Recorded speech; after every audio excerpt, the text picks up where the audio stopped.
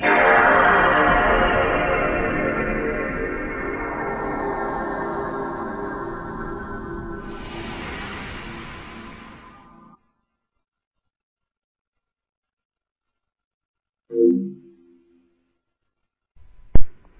up, everybody? Welcome to Arcane's PlayStation Podcast, the DualShock Show.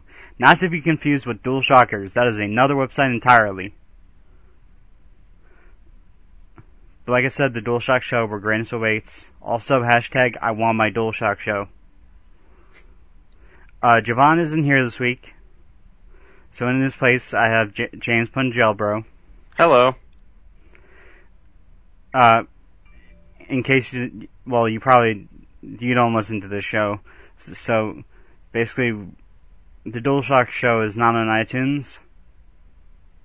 We got rejected. Aw. We're gonna get that changed, right? We're gonna fix that. That's why I put in a hashtag I want my DualShock Show. We did a whole thing on it last week. Gotcha.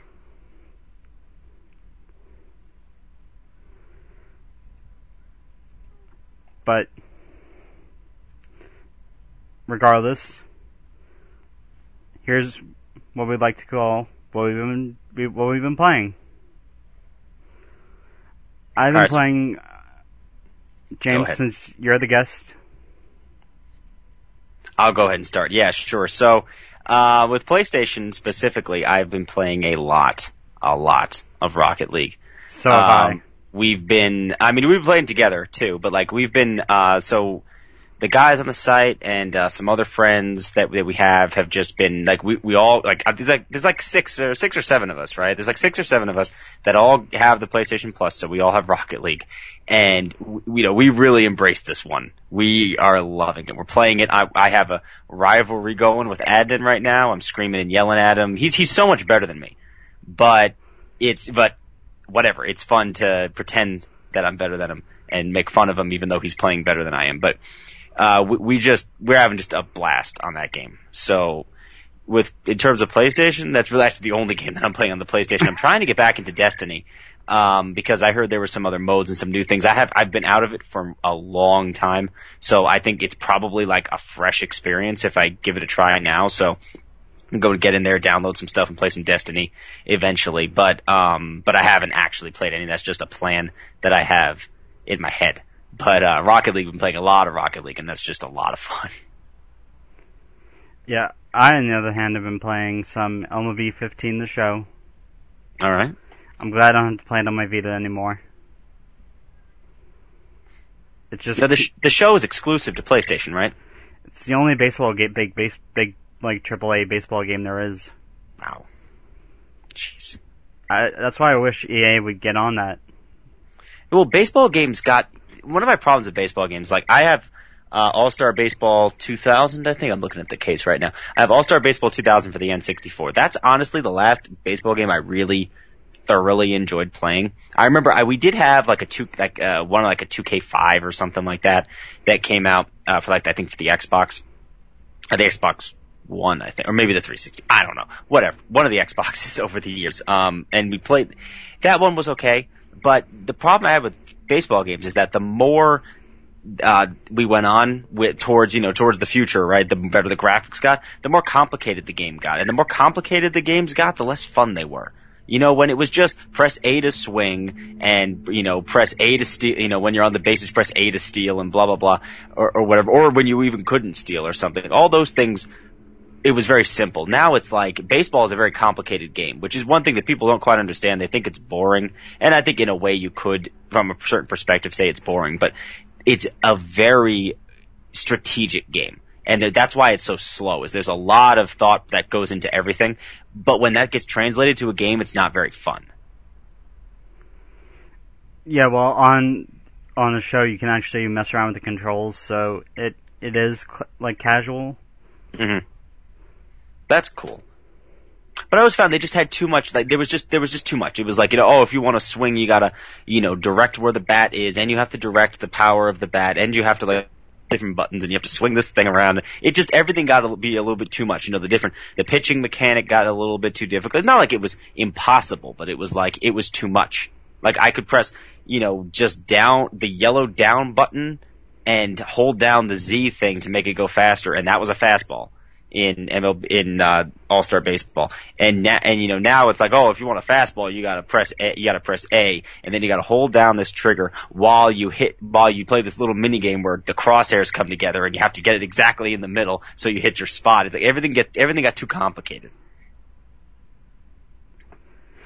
Again, in MLB 15, you really just press a button and the pitch goes. All right, I'll take your word for it. I haven't played. That's another thing is I haven't played a baseball game in a while because of that very reason. I thought that they got a little too complicated, and I never really played them. So, and also we didn't have I don't know when the Xbox stopped getting baseball games, but we didn't have a PlayStation 3 for the first 4 years that it was out. I don't think we got one till 2010 or so. So I think it was before Uncharted 3 was out for sure. That we got that PlayStation. So I play an old one on the Xbox. That's the thing about me with sports games is until recently I basically would buy one per generation per sport. So, I'd buy my one basketball game, my one baseball game, my one hockey game, my one football game. I'm not going to buy them every single year. Now it's a little bit different. I actually really enjoy NHL. I usually buy that every single year. Madden is every 3 years or so I buy a Madden title just to have something football related. My little brother buys FIFA every single year, so we always have FIFA in the house. I don't play it, but he always has it.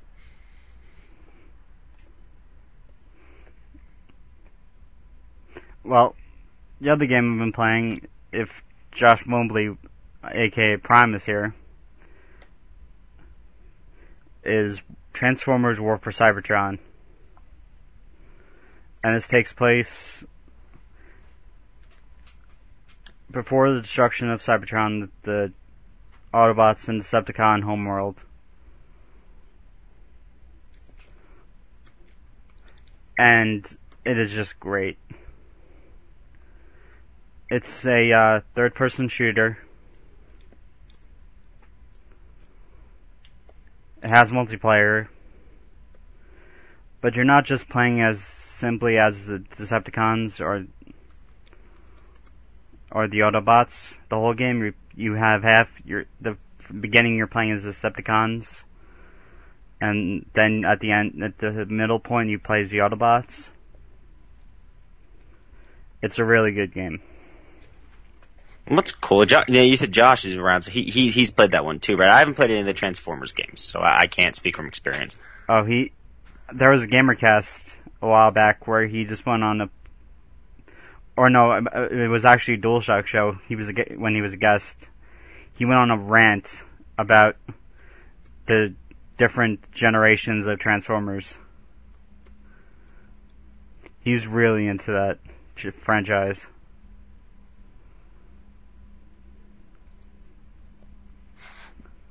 Probably didn't like the movies. Yeah, I didn't hate the movies as much as most people seem to. I thought they were I know the quality dipped. I know it wasn't as good. The first one was much better than the other subsequent ones, but whatever. But I don't want to get too far into that. But I just want to throw that out there. Yeah. So now on to the PS Plus deals. Yeah, let's do it. We've still got Rocket League, Styx, Master of Shadows, Mousecraft Entwined, Rain, and Geometry Wars 3. All spread across the PS4, PS3, and Vita. In the store, we've got F1 2015 for $54.95. Next up, we've got Journey with the cross-buy for PS4 and PS3 for $14.99. We have two games from Supergiant Games, Transistor and Bastion, for $5 and $3.45 respectively. Both games really good. Again, Mobley went on a tirade saying how great Transistor was, or is. Next up is Doom Classic Edition for $8.99, which includes the first 2 games. Then another 8-game Wolfenstein: The Old Blood for $9.99, where you're pretty much fighting zombies. Or Nazi zombies. Okay. As if that hasn't been done to death. Well, it's always fun. And lastly, there's Game of Thrones Episode 5, A Nest of Vipers for $4.99. Over on the European front, they pretty much have the same PS Plus games that we have.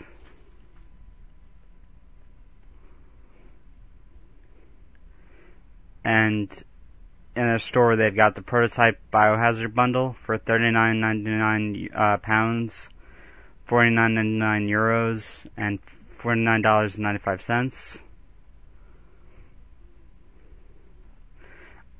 They have Fez, which is cross-buy for PS3, PS4, and Vita, for £160 and €2.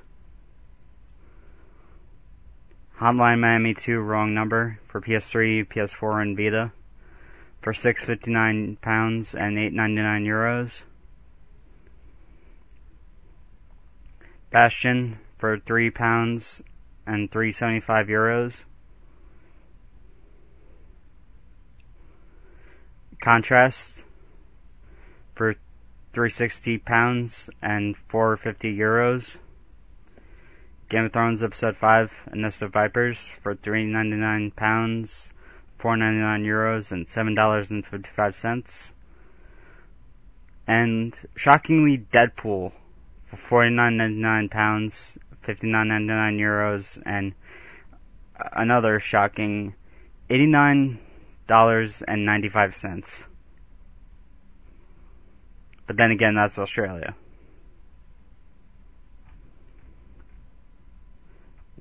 Now it's time for This Week in PlayStation.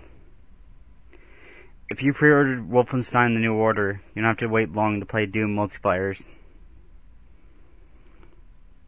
It is still holding the planned multiplayer beta closer to Doom's launch next spring, but the developers are holding an extra alpha test relatively soon, and they're drawing names from the beta group to fill the slots. So, be careful, because you may have gotten in. Square Enix has announced that Rise of the Tomb Raider will be hitting the PS4 and PC next year. I know James has something to say about this. The Tomb Raider? Yep. Right, that's okay, yeah. Oh, you know what's funny? Wait, the company has announced that the PC version of the game will arrive in early 2016. Right. While console exclusivity will last a year. Yeah, This so means it's like Rise of the Tomb Raider won't land on PS4 until holiday 2016, as the Xbox One and Xbox 360 versions are due out on November 10th, 2015. I mean, here's the thing. I have all the consoles. I mainly play my Xbox. And that's a little bit of convenience because it's in my room, but, as opposed to being downstairs like the PlayStation is, but still, even more. So I have them all, so this isn't really going to affect me, but it does tick me off that cause I have a lot of friends. I mean, you're one of them, that plays a decent amount on the PlayStation. You'd probably prefer to play on the PlayStation as opposed to like an Xbox. Or I have some friends who basically, just have a PlayStation and that's it. And they're like, I'm not going to be able to play, Tomb Raider until next year. And I'm like, it's very annoying because I'm like, it doesn't really do, it's a move that's only for the companies. It does nothing for the gamers. Usually companies make moves that make themselves money, but they have a trickle down effect of the move also helps people in some way. Like it's cool. It's like, oh, well, we want to make money, so we'll make a game. It's like, oh, well, because there are other companies that are making games that are really good, we'll make a really good game to make money. So their motivation is making money, but we get a good game out of it, right? We put down some money and we get a good game. This is one of those pure, it only helps the businesses and it just serves to split up the gamers. So that we can gnaw at each other even more, saying, oh, well, Xbox is better because we have Tomb Raider and you don't, or blah, blah, blah, blah, blah. And, go back and forth, and that bothers me. End rant. Life is Strange has passed the 1 million sales mark. Adnan would be happy to hear this. Square Enix and developer Don't Nod have announced the companies announced the figure alongside the release date for the next chapter in the story. Life is Strange Episode 4 Darkroom will arrive on PS4, PS3, Xbox 360, Xbox One, and PC July 28th. Quote, in Episode 4, Max pushes the investigation surrounding the disappearance of Rachel Amber and the strange happenings in Arcadia Bay into unexplored and daunting territory, reads this episode synopsis. As the end of the world party approaches, Max must use her powers to put all the pieces of the puzzle in place. According to Square Enix boss Yosuke Matsuda, the third time's the charm for a new IP. Quote, cultivating a new IP is very important. This is my own personal view, but I believe that it is very difficult to immediately build up a big IP, Matsuda told Famitsu. Looking retrospectively at the gaming industry, many games take off or get their big break at their third title. There are cases where the opposite is true, of course. Laughs. But regardless, you need at least 3 games before you can tell whether an IP is going to be really successful or not. I call this my law of third titles. Laughs. That's why for the first and second games, you experiment to a degree where you can still be flexible, and if the series has grown enough to be able to expect a big hit for the third game, you expand the scale. If the third title is successful, then all is well. I don't know, James, I don't know how I feel about this, but this seems kind of wrong. Well, you see, I think the big issue, and this may be different for games that don't have a story structure, because I tend to play games, with the exception of sports games, I tend to play mostly games that have stories. I don't play a whole lot of like arcadey type games where you're just whatever, just going for a high score or something like that. But when there's a story in a game, if you look at like Halo or Gears or Mass Effect or any of these games that have these big stories, they use that trilogy setup, that 1, 2, 3 punch, which I actually wrote an article on this a while ago for the site that talks about dealing with what do you do after a trilogy, because the trilogy setup, which is like the prototypical kind of trilogy, is Star Wars. If you look at film in terms of just setting a story up, the first one sets up the characters and the situation.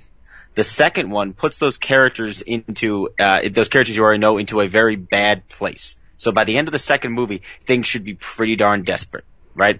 It ups the ante on everything. And the third one is the one that resolves all the conflict and ties everything up into a nice little bow. That's how a trilogy generally works. And that's exactly how Star Wars works. And that's how most trilogies tend to work. So if you're looking at a game and saying, well, by the third time, that's the one where it's like, oh, if that's successful, we can keep going. A lot of the times, that's when they kind of say, hey, let's wrap up the story. So then what do you do after that? I remember I was discussing, because I'm like, you go one of 2 ways. You make a prequel or you make a sequel. And generally speaking, the sequels are the ones that do better. The prequels are kind of like, people don't really love the prequels all the time. Because Gears went back in time and people didn't really like Judgment. Although, a lot of times that's not because it's a prequel. But it just happens to be that it didn't work with that one. Halo did a prequel that I actually thought was really great. Reach I thought was fantastic. ODST was okay. Hey, Reach was fantastic as a story. Forget the multiplayer, because I know people had their issues with that, and that can be back and forth. People like changes, they don't like changes. If we're just looking at the story and the way that they had the emotions of that story, they did a fantastic job with Reach. I actually think Reach, in terms of a story, was Bungie's best Halo game, which is crazy, because I think their best one didn't even have Master Chief in it. And ironically, it was their last one.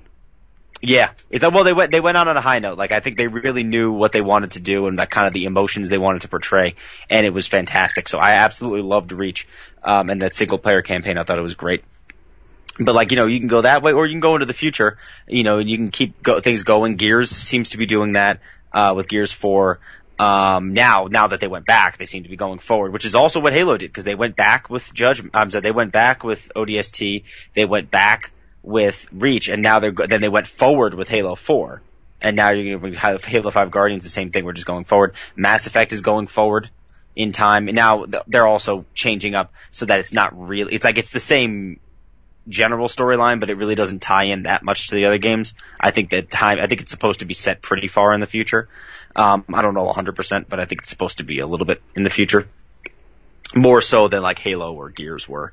So yeah, I honestly think that, like, when you're looking at it, I think 3 times the charm is an old saying. And I think it's definitely true that if you're, in terms of cultivating the gameplay, I think a lot of the times, by the time the third game rolls around, you're able to set that up a bit more. But I think you start to hit a little bit of franchise fatigue about the third game. So yeah, I mean, if the third game is a runaway success and you can keep going, that's great. But I don't know if that's just the way that you should kind of gauge the success and the interest in the game, because a lot of the times after 3 games, you have to figure something else out. Well said. Thank you. Have you ever heard of a game called blanking on the name, but it was that Dark Souls ripoff? Dark Souls ripoff? No, all I know is that Dark Souls was, I rage quit Dark Souls because I couldn't finish that.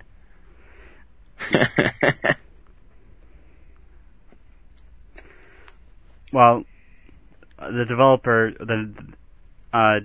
Deck 13 and Focus Home Interactive, their new game is called The Surge. The Surge was announced last month as an unnamed hardcore RPG with a dystopian sci-fi setting and an innovative combat mechanics. The initial teaser mentioned an original character progression system based on modular upgrades. So...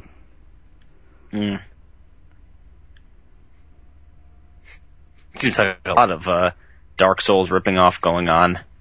Because there's another thing here, that I found, because I went online to see if I could find what you were talking about, and there's like this. Oh well, there's this other game, and like the advertising is like a gigantic ripoff. It's like, it looks like it's some Japanese game or whatever, or no, it's not Japanese. It's Korean. It's a Korean mobile game. But like its cinematic trailer and its advertising are like exactly like Dark Souls. Yikes. People rip off stuff all the time. So, unfortunately, that happens. But yeah. Yeah.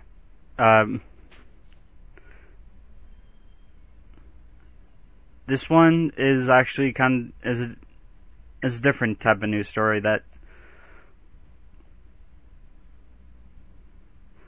can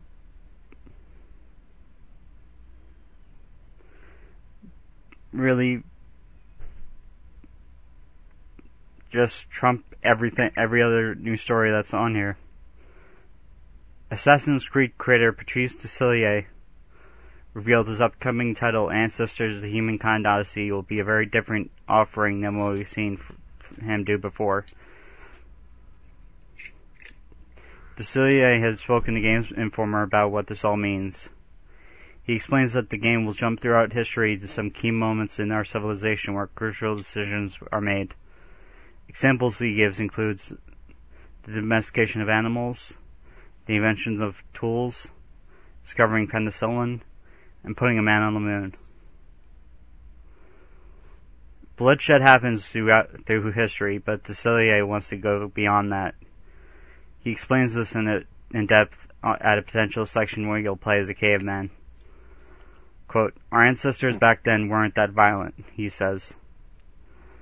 Really? Which, actually, they kind of were. They were incredibly violent. Are you out of your mind? We've always been violent. They weren't fighting each other. Cooperation and compassion are really part of the reason why we've survived. There's no evidence of war before the invention of agriculture on this planet.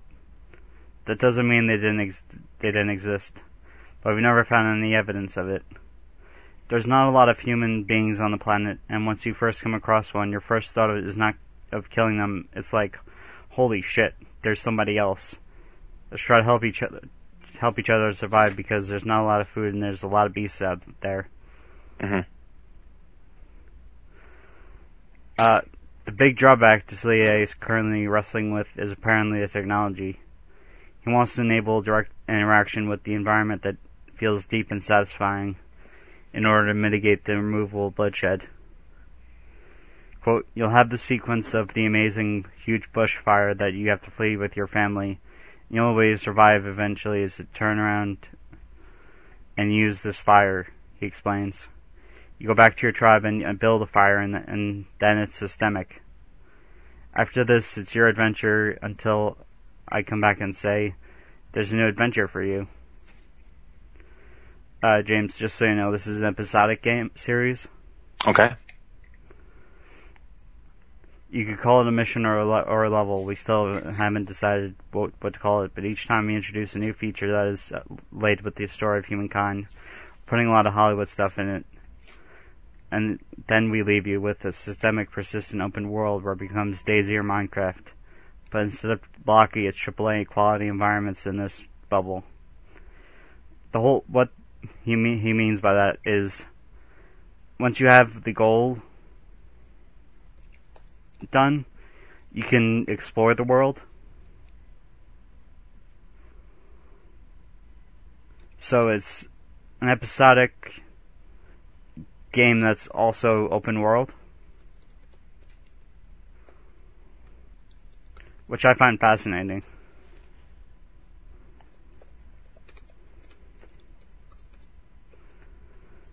Next up, this is pretty sad for gaming historians. Daybreak Gaming Company CEO John Smedley has stepped down from his position of Chief Executive Officer to take a leave of absence. In his place, former COO Russell Shanks will step in as president. Previously known as Sony Online Entertainment, Daybreak is the publisher behind games such as H1Z1 and EverQuest. They were previously involved with the development and release of PlanetSide 2 and DC Universe Online. Due to overwhelming online harassment, Smedley will be leaving his position and returning to the company later on in as of yet unknown role. This is, I'm just saying, you really have to thank Lizard Squad for this. For their hacking, calling in a bomb threat to the plane he was on. Mm-hmm. He just got harassed beyond belief. Mm. For no reason. Like there was nothing he did that caused an uproar.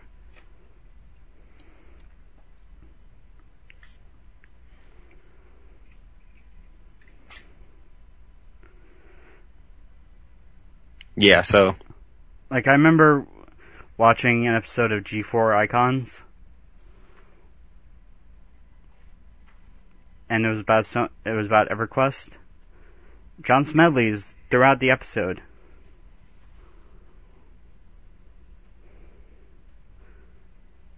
It's just not right.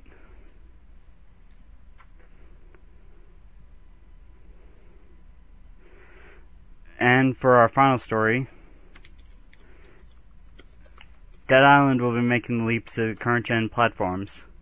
According to All Games Beta, South African online retailer listed Dead Island Definitive Edition for PC, PlayStation 4, and Xbox One.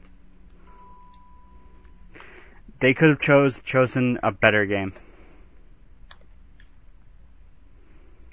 Just saying. Mm. And this brings us to our topic of the week, which is definitive editions. Why do they need to exist? Oh, because money, Alan, that's why. Oh, because see. Money. Do you want to start with your saying? Because I kind of ranted on the last couple of topics that we had. Do you want to start with what you think? Yeah. Okay. I'm going to use one company as an example. Capcom. they said they were gonna make HD remasters or definitive editions a bigger part of their company.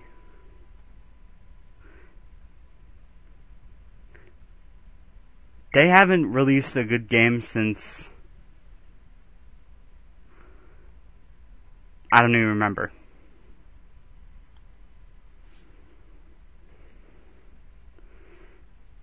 But they're saying that definitive editions are what's going to keep them alive. This is just bullshit.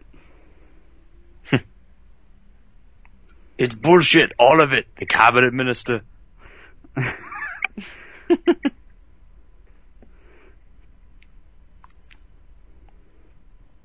yeah, are you done? Or you want me to? Like, certain games, there are certain games that should always get definitive editions. An example would be Resident Evil 4, because that is one of the best games of all time.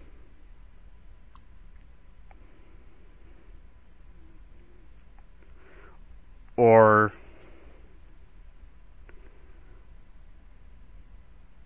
Saints Row 2.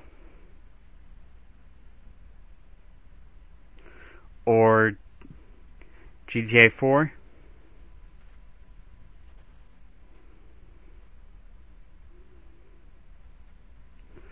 Or hell, even Saints Row the 3rd.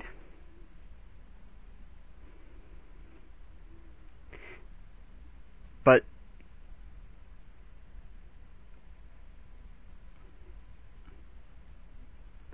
having a crap ton of games like Dead Island, like Devil May Cry 4, they shouldn't be they shouldn't be definitive editions. Even though Devil May Cry 4 is called quote unquote special edition.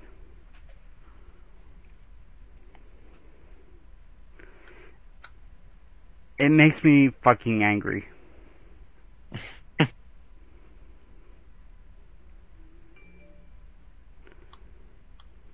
Yeah, well, the thing about definitive editions for me is that, like, if you have a game that has, that came out, like, a while ago and it had a lot of DLC, it's cool to kind of get a definitive edition out there so that somebody who maybe didn't play the game back when, they don't have to go and download the DLC too. They can just get the whole thing in one big package and experience the whole thing. But I was reading, because we had a round table a little while back, and it was current gen gripes. We were actually talking about this before we started recording, and you and Josh Miller both wrote about. I wrote about storage space on the consoles, but you guys wrote about that you were upset about the fact that there were so many definitive editions and HD remasters and remakes of games from last gen. And Josh Miller brought up a good point where he was like, there's a point where, like, it's nice to have an HD remake of something like kind of nostalgic or that's been away for a while, but to remake something that we were just playing like 5 years ago, it is like, it's crazy. Or to have like an HD remake, or let's just take this game and develop it and put it on the new consoles, but it was a game that was popular in 2012 or something. It's like, it's taking away time and resources that they could be spending making new IP. And that's one thing we definitely need on the new consoles, is we need some new IP. It's not like there's none.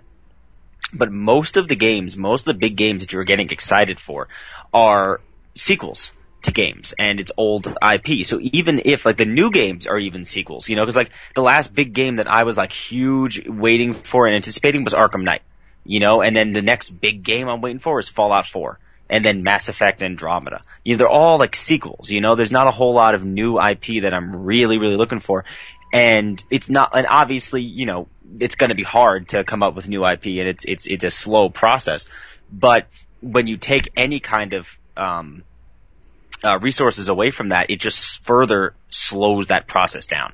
So I feel like some games, maybe a big, huge successes or nostalgic things for remakes might, warrant it. But do we really need Lara Croft's hair to look nicer? It's like, who cares? And like, I'd rather have Tomb Raider Crystal was a Dynamics game work. that came out literally not even. Well, did it come out 2 years ago? It was 2013. Say it was 2 years ago. That's 2 years. And we're seeing like this definitive edition that's been upscaled graphically 2 years later. That came out this year, right? Yeah. Yeah. So that was 2 years. That's ridiculous. I actually no. Had no problem it actually came out last year. Geez, it came out the next year. I mean, really, what it was kind of more like a retcon than a remake. I mean, it was like they were like, we actually could make it more better, so let's just put it on the Xbox One and let's put it on the PlayStation and just throw it out there. I don't really have to. I mean, it's hard because it's one of those. It's a case by case for me a little bit. If I get really upset about it, I just think overall, if we spend too much time, looking at my game shelf and just seeing that, for me, the only really, HD remake that I have right now for the Xbox is the Master Chief Collection. But that's a bit of an anomaly because that's a little different. But when Combat Evolved Anniversary came out, that game came out in, I want to say it came out in 2011. Yeah. Right? It was 10 years. So Halo had been out for 10 years. It was a full decade since that game was released. And they did a lot with it. And that was a big deal. And the Master Chief Collection came out last year, and it was the same thing. Halo 2 came out in 2004, so 10 years later, we got the Halo 2 anniversary in the Master Chief Collection there. So 10 years, I mean, I think that's about the right time to say, hey, let's take a fresh look, let's, do a remake. Because when you really just do like a remaster of a game, it's kind of a lazy way to just get more money. And say, and you also have to rebuy this game that you had last gen for the new gen. I understand some people traded in their Xbox 360s and their PlayStation 3s to afford a PlayStation 4 or an Xbox One. But that's not something I did. I know some people did have to do that or whatever, so they do like the idea of taking games they loved and being able to play them again. But a lot of people still have their old consoles, and they can just play those games whenever they want to. So, if it's taking away resources and it's hurting new IP, I wouldn't really want to see that too much, Yeah.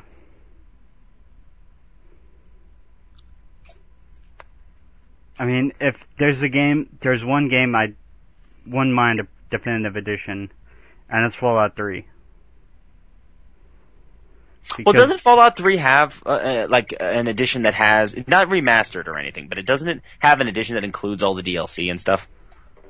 Isn't there some special the Game of the Year edition? Yeah, the Game of the Year edition has all the DLC in it. But just imagine this. Whoops. Fallout 3 Definitive Edition on the PS4 and Xbox One with all the DLC.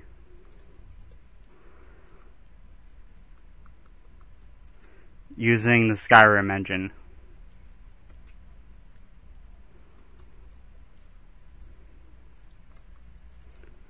Would that be an interesting game?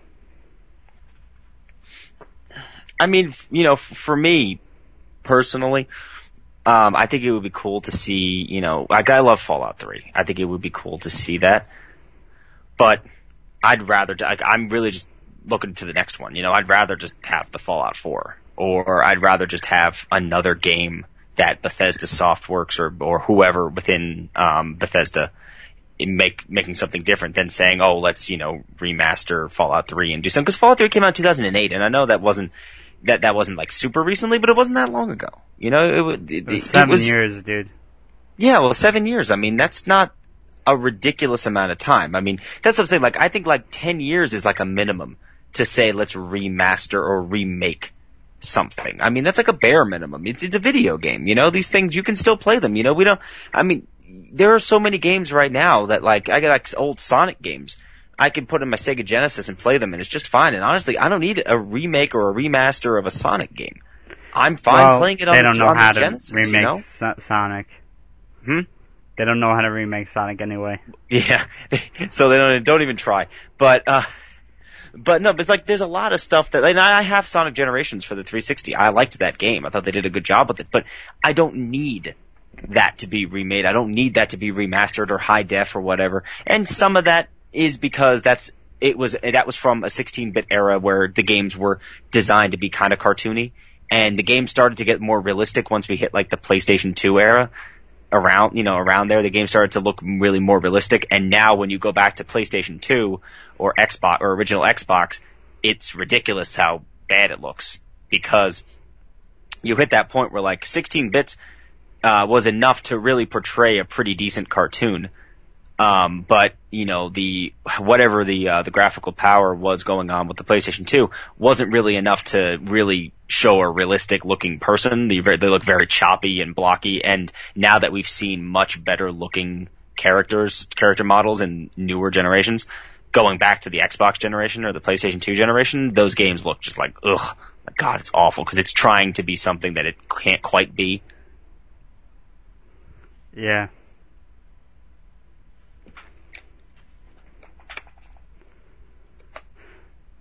Well, that brings us to our last segment, Pretty Badass. Ooh. This is where you get to recommend a piece of literature or a game or a movie or a TV show or whatever.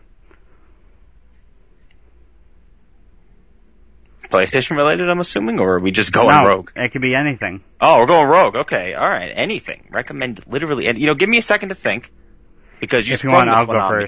You sprung this one on me. You didn't tell me about this. So go ahead. Go ahead. Mine is About Time.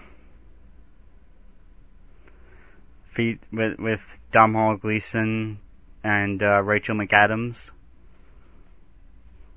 where this guy finds out he has, on his 21st birthday, finds out he has the ability to time travel. Oh, yeah, I saw the trailer for that. It's a really great movie. It looked cool.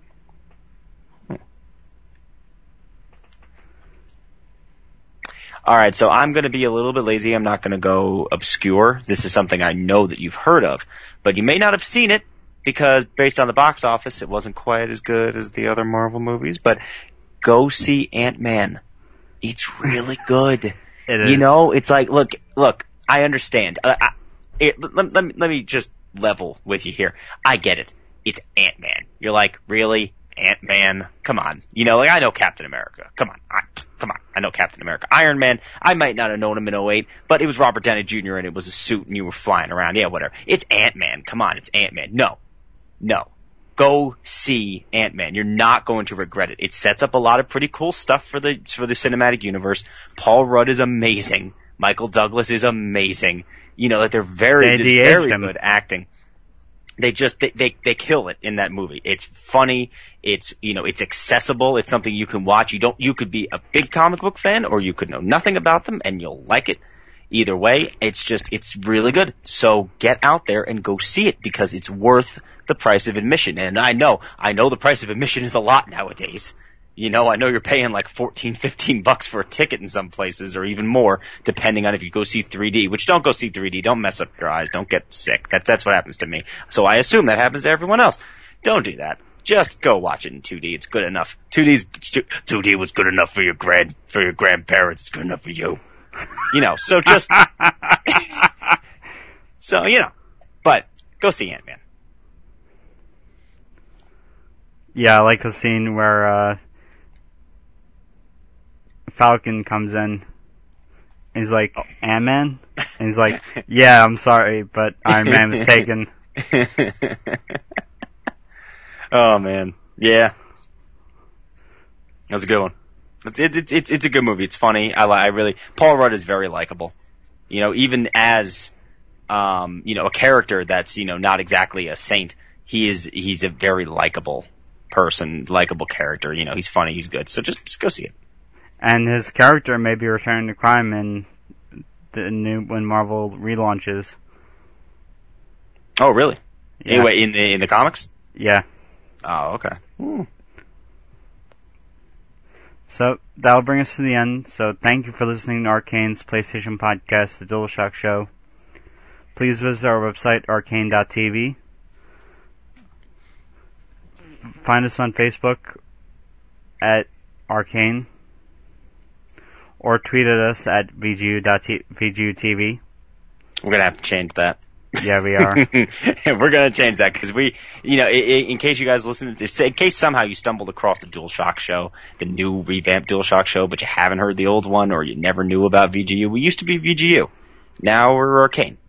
Things moving around, stuff's happening, but for now, it's Arcane is what it is. We're going to fix that. Don't worry. But at the moment, it's tweet at VGU. Although I would have to say, if the most effective way to get in touch with the DualShock show is going to be to tweet at Alan specifically. Yeah. Because he'll get that directly. So if you really want to get in touch with this show, go to Alan. What's is it the Alan Muir? Is that your Twitter? We have that coming up. Oh, okay. Oh, you know what? I'm jumping the gun. So go ahead, continue. You can also find us on YouTube at ArcaneCom.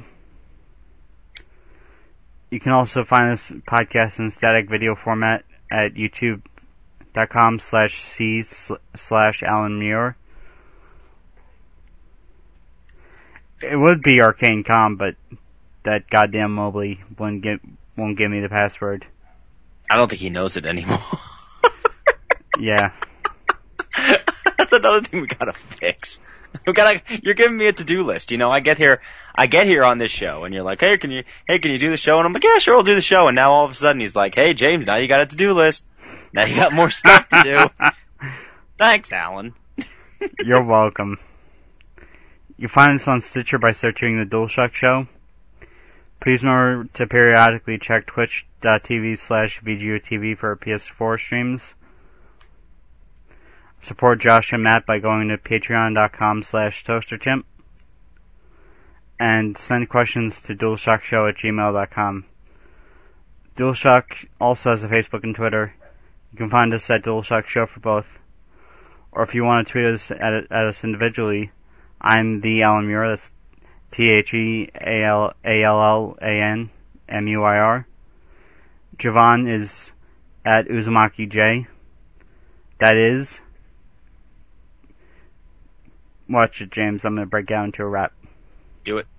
U to the Z to the A to the M to the A to the K to the I to the J. Uzumaki! Oh, I like that. And, James, your Twitter handle is? It's just James Pungello, so it's my name. It's James, which, is spelled like every other James in the world. And then Pungello, which is Pungello. Awesome. If you want to play on PSN with us, I am that Jew boy. Yep, I say it every time with the same amount of shame. But it's not B-O-Y, it's B-O-I. Oh, God, Alan, you're just such a difficult person. I know. Hey, it was my email address at the time. Oi. Yeah. But now I'm on the Gmail. Got with the times. Javon is Arabian Nightmare. That's Arabian_NITEMARE. James, why don't you tell the listeners what your PSN tag is? Oh, you guys are gonna love it. As you've already heard, my last name is Pungello. However, I take on a different persona when I'm on PlayStation. I am Pungelbro. So it is Pungelbro. There is only one L in Pungelbro. There's two L's in Pungello. There's only one L in Pungelbro. I did it kind of half-assed so I could play Borderlands with Josh and Matt. That's when I was setting up my account. So I didn't really think to put two L's there. So there's only one L. So just remember that if you want to put it on there. But that's what it is. So yeah. Thank you again for listening to the DualShock Show. Never stop playing.